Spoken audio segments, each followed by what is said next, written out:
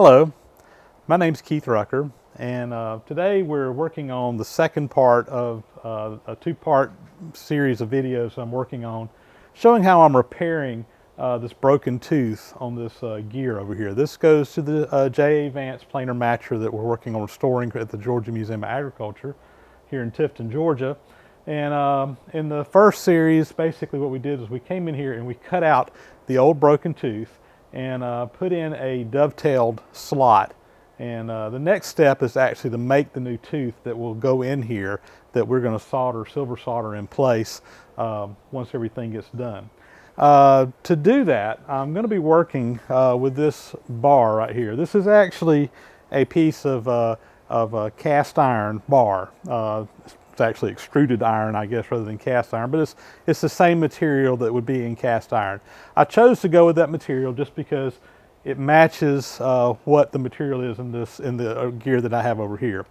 So we're going to be putting cast iron into cast iron. This is a piece that I actually had left over from another job I did a while back.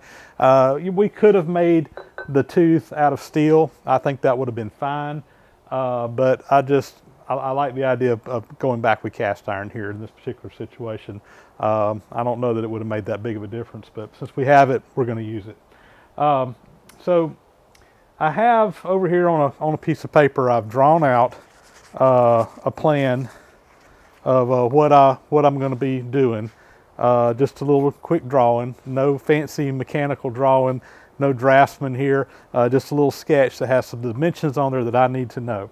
And we're just going to start by taking this bar of cast iron and just start machining it. I'm actually going to cut the dovetail and everything with it still attached to this bar so that I'll have plenty of material to hold on to while I'm working with it, which is very important. It's a fairly small piece. So if I can do as much of the machining while it's still attached to this bar, that's going to make it a lot easier for work holding. And then we'll cut it off, will be one of the latter steps in actually machining this out. So step one is we're going to come in here and actually machine this down to the proper thickness, put the dovetail in there, and then we'll go from there. And to do this job, we're going to be using a combination of both the vertical and the horizontal milling machine, depending on the procedure that we're doing at that time. So let's get started. We have our piece of cast iron bar set up over here on the vertical milling machine now. This is my Wells Index milling machine, and the first thing I'm going to do is I'm going to square up both ends of this bar. Right now it's just rough cut with a bandsaw or hacksaw or whatever coming in. It's not a perfectly square cut, it's not a perfectly smooth cut, so I want to get that done first. And the reason I want to do both sides is I'm going to put a stop back here on the back side. In order to do this, I'm going to need to flip my part over and machine both sides, and once I get a certain depth cut in or set in this, I want to just be able to flip my part over and be able to get the same thing on both sides. So first step is going to be square up both sides, and then we're going to put a stop back here so that we can move this piece around and have it set up from piece to piece. So let's start milling.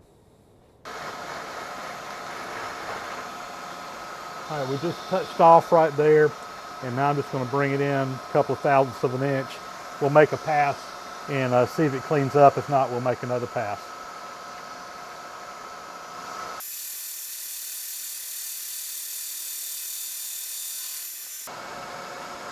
All right, that did the job. We're clean all the way across. We'll flip this part over, and we'll do this side.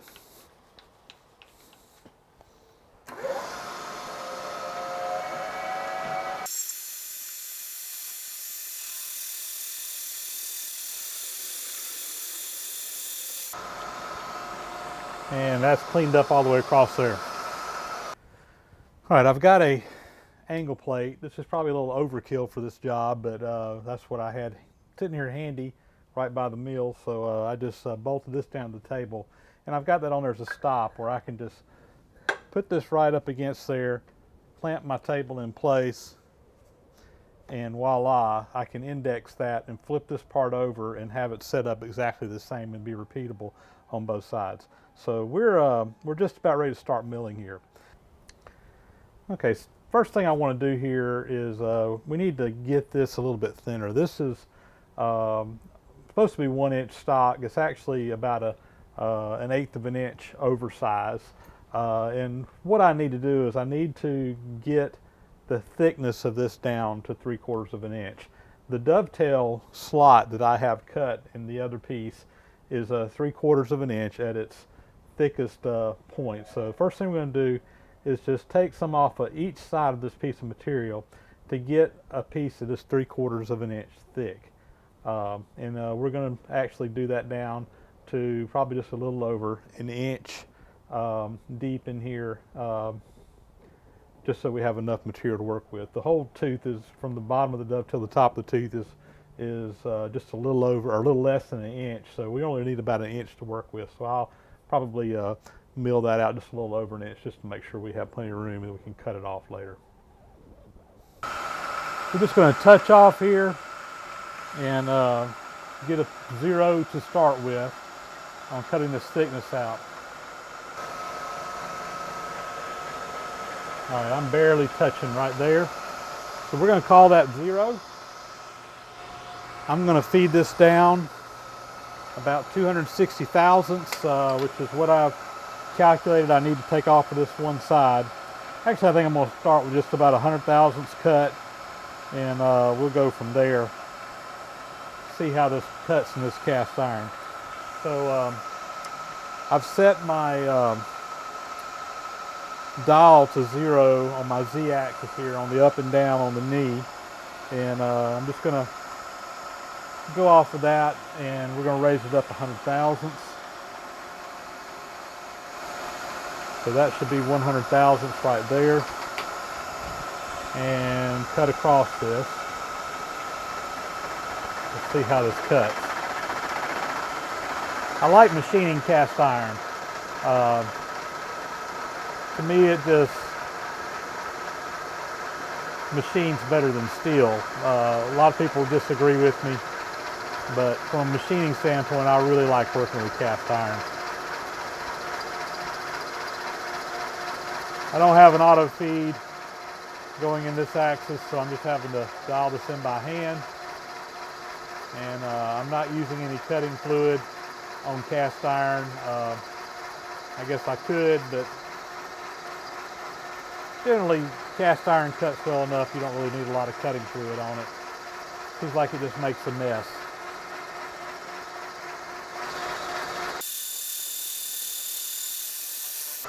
Alright, I'm going to reach over here and turn my digital readout on. And I'm going to 0 that in so when I turn it over, I can make sure I get back to the same spot there. So I'm just going to 0 everything out. Sorry about reaching across the camera. And I've got a little bit extra here. I'm going a little over an inch, so I need to pull this out here and just cut that little bit off right there. Now I'll bring the table back to 0 on the DRO, right there. Lock my table. And we'll raise the table up again, another 100 thousandths.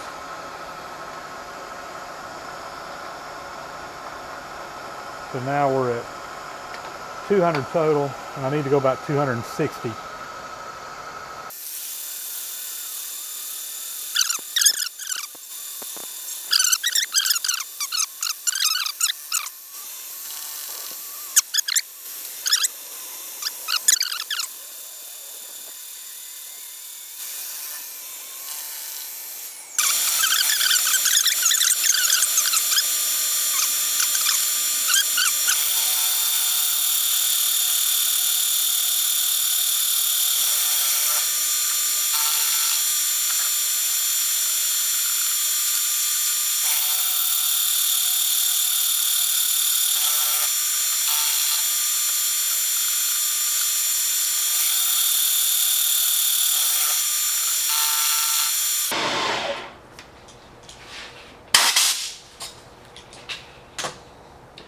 Okay, I have my shoulder here. This is just some rough dimensions right now. I didn't go to the final thickness. So what I'm going to do now is take it out and measure everything. I just want to make sure that I'm where I'm at, and then we're going to come in and make the final cuts off of either side to get us 3/4 of an inch. Well, sometimes you have to back up and punt, and I think that's what we're going to do now is back up and punt on this project. I'm close to the 375 here, but after I took it out this time and measured it, I realized on that last cut that something wasn't quite right. And after doing some measuring on this, what I've figured out is that this piece of cast iron bar that I'm working with isn't as uniform as I assumed it was to start with, and I should have done a little bit of better job making some measurements to begin with. But this is not perfectly square and parallel. The thickness on one side of the other isn't exactly the same, so my thickness on one side of this and the other are not exactly the same. So anyway, we're going to back up and punt. Like I said, we're going to put this back into the vise. I haven't gotten down to my critical measurement here, so I think we can salvage the work that's been done, but we are going to have to do a little bit of prep work that we should have started out with. And we're just going to machine the top of this flat, flip it over, machine the other side flat, and then we'll have something that is truly at least parallel from one side to the other. I'm not so much worried about the thickness here because that's really not coming into play in this project at all, but it needs to be in this thickness here, it needs to be very parallel. So we're going to take this out, put our shell mill in here, and just machine us a good flat reference surface to start off of, and again, should have done this to begin with. But that's part of machine shop work, is sometimes you just have to back up and punt. So that's what we're going to do right now. All right, we have our shell mill in now. I've got this put into the vise, put some parallels up underneath it to get it down, and we're going to just machine this side flat. We'll flip it over, machine the other side flat, and then we'll have some good reference surfaces to work off of.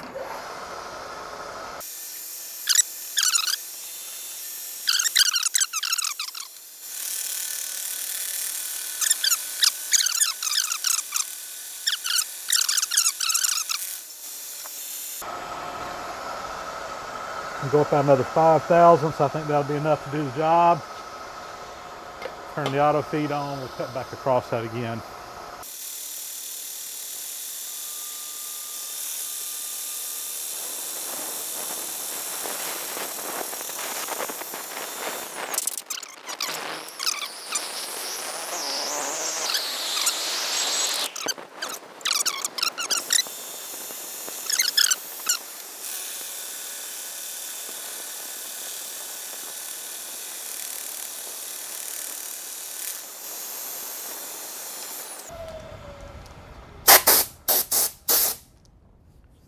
Another good finish there.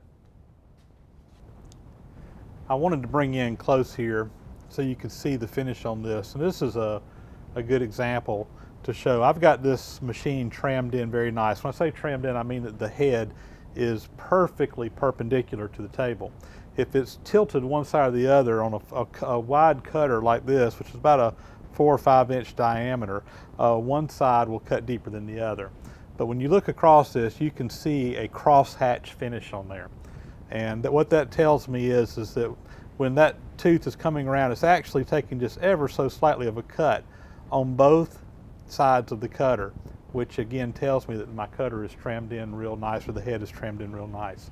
One of these days I'll show you how I set the trim on my mill. I use a very quick method that a machinist taught me one time that is a heck of a lot easier than what a lot of other people do. I hear people say all the time they'd rather be shot than have to retrim in a milling machine, and the method I use really only just takes a few minutes, and this is the results I get out of it. All right, I took a couple of minutes there after I took the part out, and I just did some quick measuring on there to figure out exactly where we're at, where we need to go from here, because the piece is not exactly square. Everything else, again, we had the problems with the material not being square itself. So anyway, I drew it all out here so I kind of have a plan, have something to work off of, and now I've got my piece set back up in the mill over here. Everything is in here just like it was on the piece of paper now, and I've got it set back up. We got my stop set. what I'm going to do is come in here and we're going to touch off of this back corner back here, because this back corner is the low corner on this piece here. So I know that this is my really the deepest cut I've got. And I'm just going to zero that out. I'm going to make a cut all the way across here, flip it over, do the same thing on the other side, pull it back out, take some measurements, and hopefully everything's going to be square. And then I've still got enough material here to get my 3/4 out of here. I'm also going to have to reestablish this back edge because I did move my stop a while ago. So I'm just going to go in here until I touch off and go just a little bit deeper, and we'll just create a new zero there. So here we go.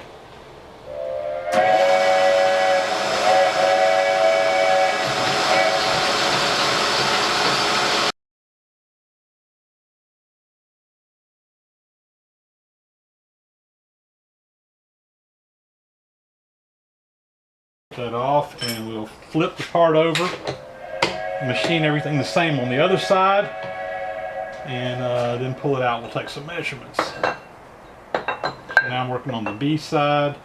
I'm up against my stop. Tap it down, make sure it's down good and snug on the bottom. And there we go. Go back to 0 on the digital readout. Right there. And we're not going to adjust our height at all. We're just going to come in here, take the same cut. This should be taking a little bit more on this side, and it is. This is expected. All right, we're going to take some measurements and see where we're at. All right, we've got it set back up in here. We took some measurements, and basically what I'm going to try to do here is just take about 4 thousandths off of each side now, and we should be right on the money. So let's keep our fingers crossed. We're going to go in here and just take a couple 4 thousandths off each side and go from there. It's just barely cutting. All right, we'll flip this over.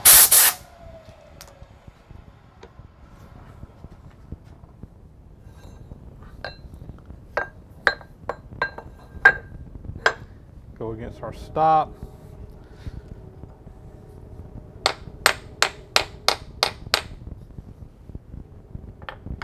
And we'll take the same cut on this side. Back to 0 on the DRO after I throw my hammer on the ground. And again, barely just taking a small cut. That's what we're looking for.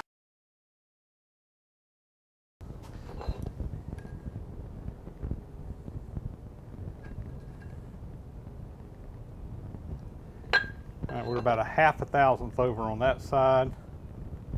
Right on the money on that side. I think we're going to be fine. Actually, because there was just a tiny amount of run out on when I cut that groove in there, I think that the slot's going to actually be just a little over 3/4 by maybe just 1 thousandth or 2, which should give us some clearance for this to go in there. So that 1/2 thousandth I'm not too worried about. I'm happy with this. All right, just so you can kind of get an idea of where we're going, I've sketched on here kind of what we're going after. You can see the dovetail coming in the bottom, and the tooth will actually be in this area over here.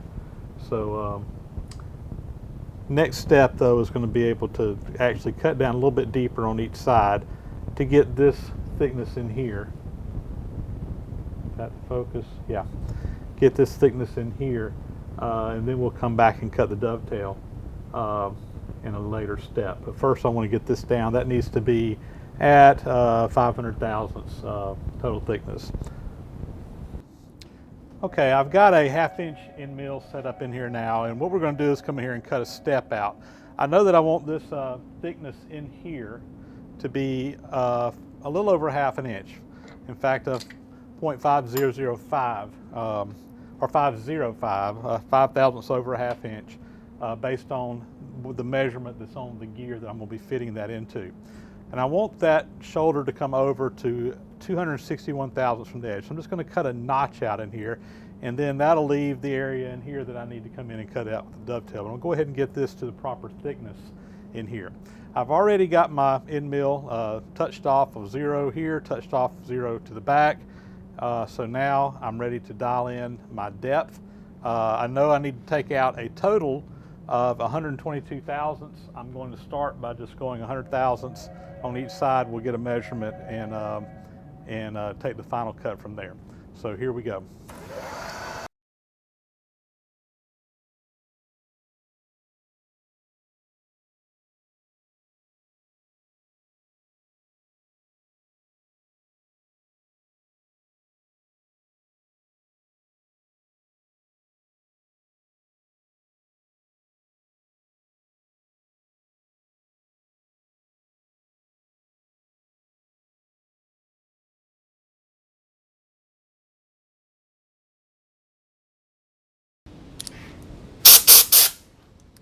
See where we're at.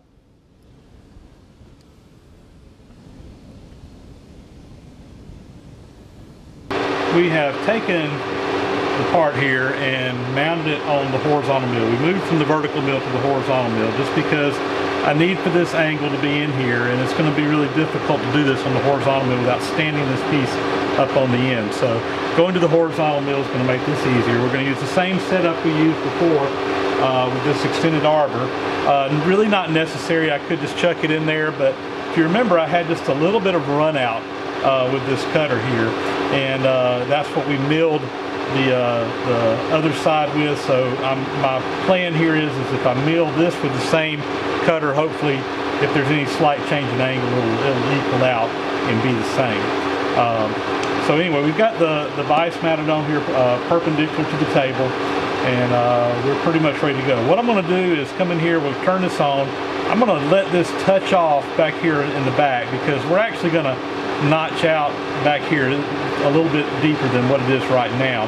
So even if I put a mark in there, it's not going to be any big deal. But I'm going to touch off right there until that cutter's just touching the surface, and then we will pull it up until it's cutting off that whole corner there, and probably just eyeball it first and then make a measurement with the calipers and move the table out to make a final pass if we don't get it right with the eyeball method. So let's see, on the horizontal mill, we're set up to run at 250 RPMs on the cutter head, and I have my feed here right now at a 1/2 inch per minute. I'm going to probably speed that up to about 5/8 or 3/4 once we get into this. It shouldn't be we're not removing a whole lot of metal, so we should be able to speed that up just a little bit there. So here we go.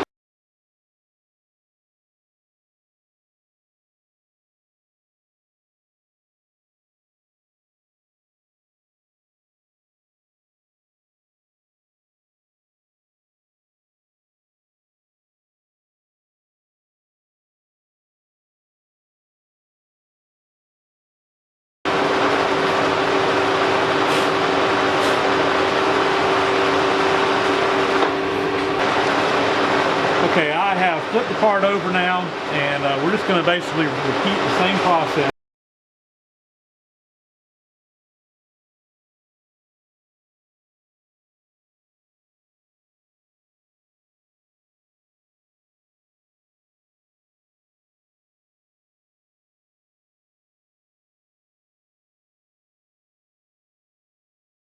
I've got the gear here. We've got the part here that we've milled out, and we're just going to do a test fit now and see how it fits in here. And let's get it lined up. Okay, it is sliding down in there, and that's as far down as it's going to go. Now, if you remember, this dovetail slot does not go all the way to the bottom, so we're going to have to actually mill part of it out, but it is going down that far. It is sliding pretty well. There is just a little bit of play in there. I wish it was just maybe a couple of thousandths tighter, but when we silver solder it, that silver solder should actually flow right in those gaps and fill that gap up. So I'm not too worried about that at all. In fact, I think it's going to be just fine. But very happy there. We're ready to continue working on this tooth here. So now if you look down here in the bottom, you can actually see the outline of the old gear tooth, and if you look, it comes in on the bottom and it actually narrows down. Remember, this gap in here is about 500 thousandths, just a little over 500 thousandths. but then it narrows down. I can't remember the number, I've got it written down, but it's 400 and something thousand. So and then you have the angles at the top where the tooth will be at. So the first thing I'm going to do is, before we go any farther, is we're going to go back to the vertical mill, and we're actually going to come in here and machine down another notch. We'll leave that shoulder right there at 500 thousandths, but then take it down to the proper thickness through here for the actual tooth, and then we'll be ready to put it on here and then machine the tooth on that. Okay, we're back over on the horizontal mill now, and again we just need to take this thickness down here. Right now it says at 500 thousandths, and that's what we need right up here close by. There's about 30 thousandths of a shoulder that needs to stick up right here, that is actually milled into the piece, and then this piece here will actually become the thickness of the tooth. And I've gone over and measured a bunch of the teeth on the gear, and because the original teeth in this gear were just cast in, they were not machined, it was just straight cast, it's a very coarse tooth, there is some variability from one tooth to the other, as you would expect. On average, the thickness of those teeth is about 425 thousandths. So that's the thickness we're going to shoot for the thickness of our tooth. But because there is a lot of variability, this measurement here for this thickness is not super critical. If we're within, really based on the variability I saw there, within 20 thousandths of that measurement, we're going to be just fine. So it's not a super critical measurement. Now the thickness from the bottom to the top of the shoulder here, again, that's a measurement that is really not critical because there's nothing there. It's just going to go from this shoulder down to this thickness here. And I've measured that, and that needs to be about 325 thousandths. But again, very loose tolerances on this, on these two measurements here. So here's the plan. I'm going to go in.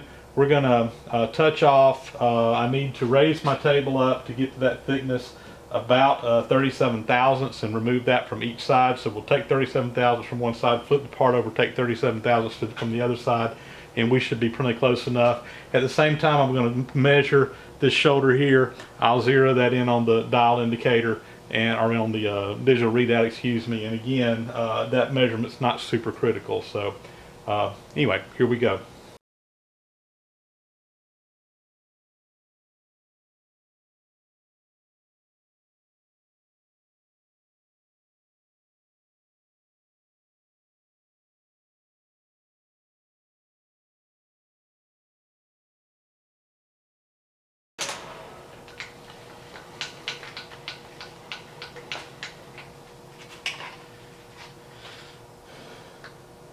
.325, right where we want it, and the thickness.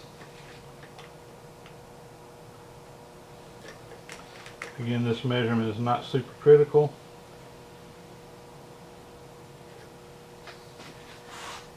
We were shooting for 425, we're at 432, and that's good enough. So pretty much through milling this tooth out now.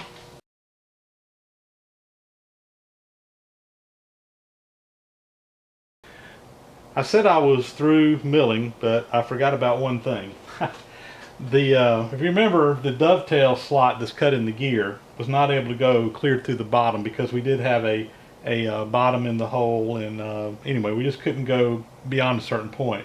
So we actually need to mill off the dovetail back a little bit on this piece, and you can't see it in the video, but I've actually got a mark up here on the top that I can see as I'm milling this out. And so what I'm going to do is I'm going to come in here, and I'm just going to come into the side until we're just touching that shoulder, mill that off, and then come over to the other side and do the same thing.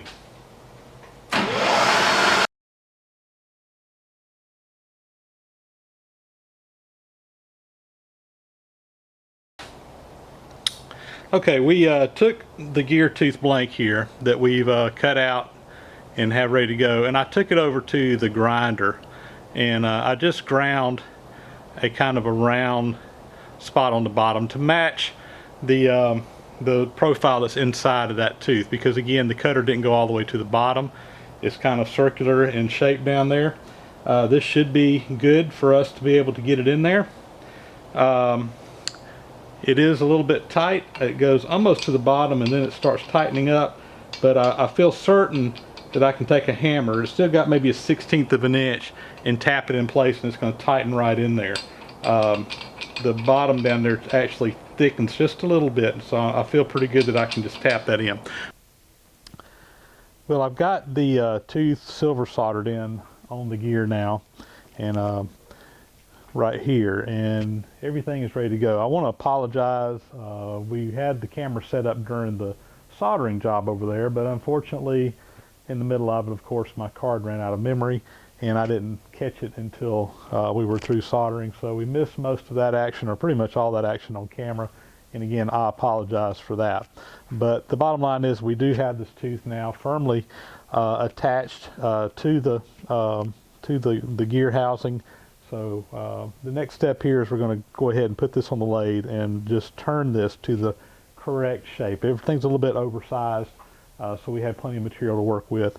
I've got this in the 4-jaw chuck. I came in here and I used the same little adapter, or same little fixture I used to attach this to the mill, since it had a good round surface on it. I put that into the hub, and I'm actually indicating off of that because I have a good smooth surface. And on the 4-jaw chuck, we've got this running, and it's within about a 1,000th inch of run out right now, which I think is plenty good enough for this, particularly since the bore in this hub isn't exactly 100% true anyway, so we're probably well within our tolerances there, should be well within our tolerances.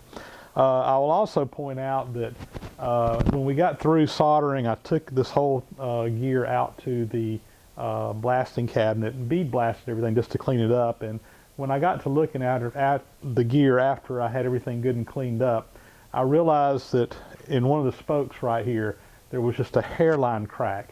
And I don't know whether I caused that crack while I was working on it, or whether that crack is an old crack that's been there for a long time. I suspect the latter. I suspect it has been there for a long time. We went in and took a die grinder and just ground out a V shape in there, and I came in and brazed it back together, which is standard cast iron repair. And again, the camera was not working during all that, so we missed that on camera. But I do have a good braze joint in here now that's holding it together. And the reason I say that I think that the brake was actually old is that when I put the heat to it for brazing, I actually saw some just grease, gunk looking stuff coming out of that crack, and if it had been a fresh crack, I don't think there would have been anything in there. So I suspect it was just a hairline crack that we didn't pick up on sooner. But now that we've got that, we have the repair done, and everything's ready to go. So we'll go ahead and get ready to start turning this new gear tooth down to the correct diameter and length on the lathe.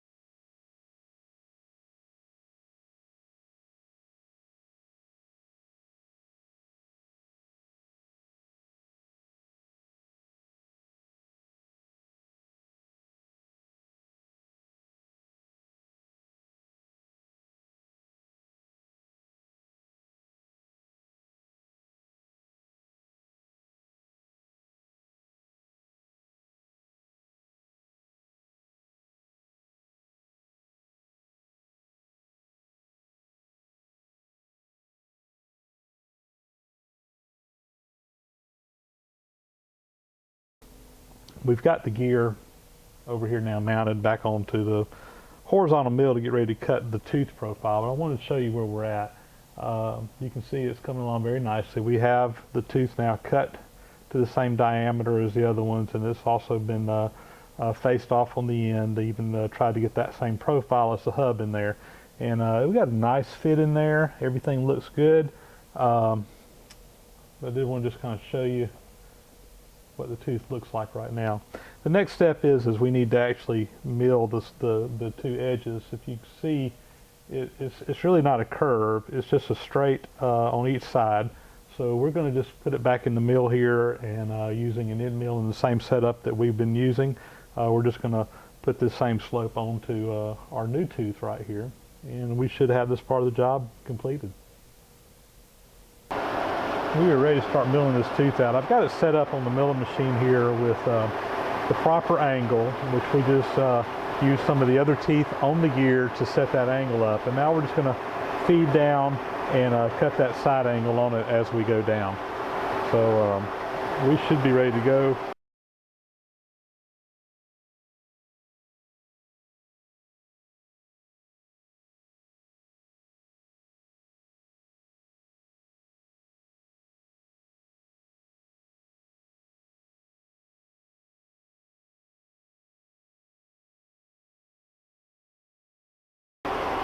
We'll just lower the table down.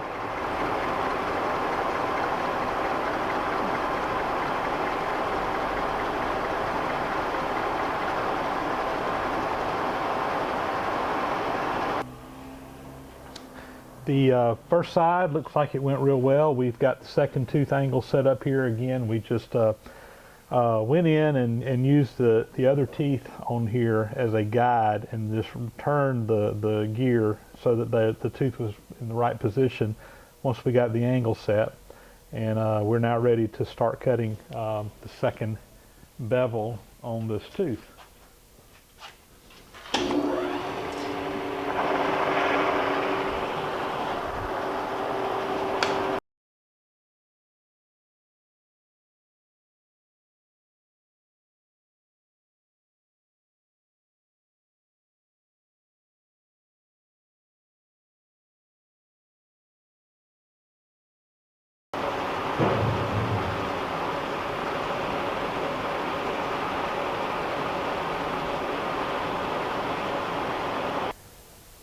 That about does it for this replacement gear tooth now. It has been installed, we've soldered it in place, it seems to be firmly attached, dovetailed in, and we have actually milled the new tooth profile, and I'm pretty happy with it. The corners are a little bit sharper. I may come in there with a die grinder and just kind of ease off those sharp corners to make them kind of match the other teeth a little bit better. But I think we're fine. You can see down here in the bottom where the cutter came out, but if you look at the wear on the old teeth here, it only comes to about right here anyway, and we're well beyond that point. So I'm comfortable with that. So anyway, I think we're going to call this repaired tooth done.